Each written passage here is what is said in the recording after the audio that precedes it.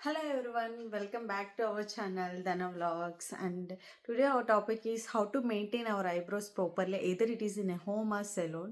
So eyebrows అనేవి మన ఫేస్లో చాలా చిన్నగా అనిపిస్తాయి, but it plays a major role in our face. Let's see how to take care of them in a proper way. First thing వచ్చేసి మన ఫేస్కి ఏ ఐబ్రో అనేది సెట్ అవుతుంది, లైక్ మన ఫేస్ ఎలా ఉంది, ఓవెల్ షేప్లో ఉందా, రౌండ్ షేప్లో ఉందా, స్క్వేర్ షేప్లో ఉందా చూసుకుని మనకి ఏ ఐబ్రో సెట్ అవుతుందో అది మనం సెలెక్ట్ చేసుకోవాలి. సో నేను ఇక్కడ ఒక పిక్చర్ యాడ్ చేస్తాను, దాన్ని బట్టి మీ ఫేస్కి ఏది సెట్ అవుతుందో సెలెక్ట్ చేసుకోండి.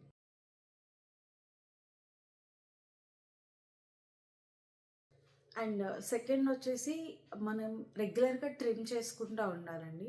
మనకి ఏవైతే ఎక్స్ట్రా హెయిర్ గ్రో అవుతుందో అవి రెగ్యులర్గా ట్రిమ్ చేసుకుంటూ ఉండాలి.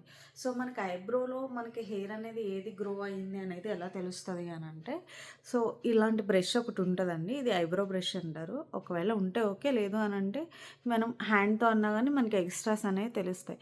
మనం ఇలా పైకి దూకోవాలన్నమాట. ఇలా ఇలా అంటే మనకి ఎక్స్ట్రా ఏదైతే హెయిర్ ఉందో అది తెలుస్తుంది. నాకైతే ఇప్పుడు తెలియట్లేదు, జస్ట్ ఈ ఒక్క హెయిరే తెలుస్తుంది. అండ్ రీసెంట్గా నేను ఐబ్రోస్ చేయించుకున్నాను, బట్ తెలియట్లేదు. మీకు కనుక ఇలా చూస్తే మీకు ఏదైతే ఎక్స్ట్రా ఉందో అది తెలుస్తుంది, ఇలా షేప్. సో దాన్ని మాత్రమే ట్రిమ్ చేసుకోవాలి, అప్పుడు మీకు షేప్ అనేది ప్రాపర్గా ఉంటుందన్నమాట. ఓకే, నెక్స్ట్ థింగ్ వచ్చేసి ఎవ్రీడే మనం ఈ ఐబ్రో కోమ్తో కోమ్ చేసుకుంటే మనకి షేప్ అనేది చాలా క్లియర్గా విజిబుల్ అవుతుంది. అండ్ ఎక్కువ అంటే ఫ్రీక్వెంట్గా 1 or 2 వీక్స్కి ఐబ్రోస్ చేయించుకోకుండా ఒక 4 to 5 వీక్స్ అనేవి మన షేప్ని ప్రాపర్గా మనం మెయింటైన్ చేయగలుగుతాం అనమాట. అండ్ అది ఎలా చేయాలి అంటే వెరీ సింపుల్ అండి. ఇలా మనకి ఏదైతే షేప్ ఉందో జస్ట్ మన షేప్ని ప్రాపర్గా మనం కోమ్ చేసుకుంటే చాలు.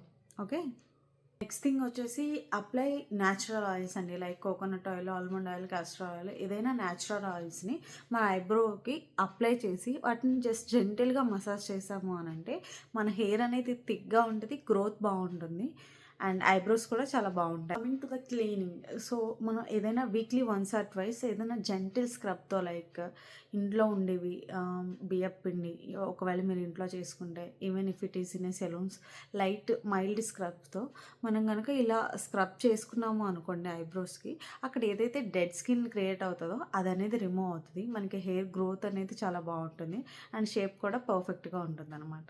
ఓకే, ఏదైతే స్టెప్స్ చెప్పానో అవి కనుక మనం రెగ్యులర్గా ఫాలో అయితే మన ఐబ్రో అనేది షేప్ అండ్ హెయిర్ గ్రోత్ కూడా బాగుంటుంది అనమాట. సో ఇవి వీలైతే మ్యాక్సిమం ఫాలో అవ్వడానికి ట్రై చేయండి. Thank you.